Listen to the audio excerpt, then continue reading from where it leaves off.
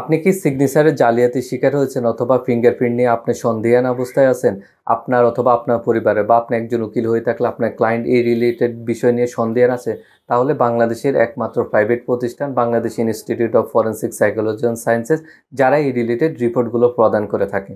Forensic আমরা কাজ করতে গিয়ে খুব অবাক করা কিছু বিষয় দেখতে পাচ্ছি। যেমন অনেকে হচ্ছে নিজের জায়গা জমি অথবা অন্য কাউকে দিয়েছে বা তার আত্মীয়স্বজনকে দিয়ে দিয়েছে কিন্তু সে ভুলে গিয়েছে।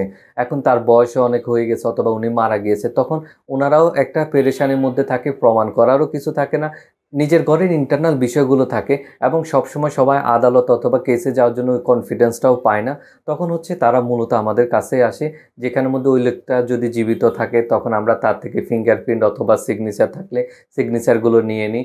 এছাড়া আগের যে বিভিন্ন জায়গা জমিতে সে যে ফিঙ্গারপ্রিন্ট বা সিগনেচার দিয়েছে রেফারেন্স ডকুমেন্ট হিসেবে একাধিক ডকুমেন্ট আমরা নিয়ে থাকি এবং যে পেপার নিয়ে হচ্ছে কোশ্চেন বা সবার সন্দেহ হচ্ছে তখন সেই পেপারের সাথে আমরা রেফারেন্সকে কম্প্যারিজন করে আমরা রিপোর্ট প্রদান করে থাকি 5 দিনের মধ্যে।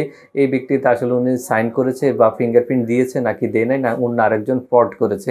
এর দ্বারা হয় কি, একজন ব্যক্তি হচ্ছে নিজের সম্পর্কে একটা পরিবার সম্পর্কে কনফিডেন্স পেয়ে যায়, না এই জায়গাটা আসলে ওনার পরিবারের অন্য কাউকে দেয় নাই, এটা ওনাদের জায়গা জমি এবং এই রিলেটেড এই রিপোর্টটা ওনারা কোর্টেও সাবমিট করতে পারে অথবা আইনি প্রক্রিয়াতেও হচ্ছে ওনারা এগিয়ে যেতে পারে। অথবা চেকের ক্ষেত্রে হচ্ছে একজনের টাকা দিয়েছে অথবা আরেকজনের টাকা তুলে নিয়েছে অথবা সিগনেচার ফ্রড করেছে, এই বিষয়গুলো আমরা খুব ইজিলি সলভ করে থাকি। অতএব আপনি ফিঙ্গারপ্রিন্ট, সিগনেচার অথবা হ্যান্ডরাইটিং রিলেটেড যখনই ফ্রড হয়ে থাকবে আপনি আমাদের সাথে যোগাযোগ করুন। আমরা আপনাকে বিস্তারিত আমাদের টিম অ্যানালাইসিস করে আপনাকে রিপোর্ট প্রদান করবে এবং বিষয়গুলো বলে দেবে, সাথে এই গাইডলাইনটাও দিয়ে দিবে আপনি কিভাবে এই রিপোর্টটাকে ইউজ করতে পারবেন।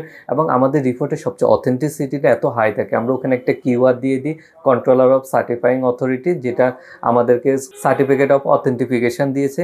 অর্থাৎ আপনি ওই রিপোর্টটা হচ্ছে কিউআর স্ক্যান করে আপনি এনি টাইম এনি ব্যক্তি হচ্ছে আপনি এটা যে আমি অরিজিনাল একটাই রিপোর্ট প্রদান করেছি, রিপোর্টটাকে এলোমেলো করি নাই, আপনি সেই বিষয়টা পাবেন। অর্থাৎ ট্রান্সপারেন্সি লেভেলটা অনেক বেশি হাই থাকবে।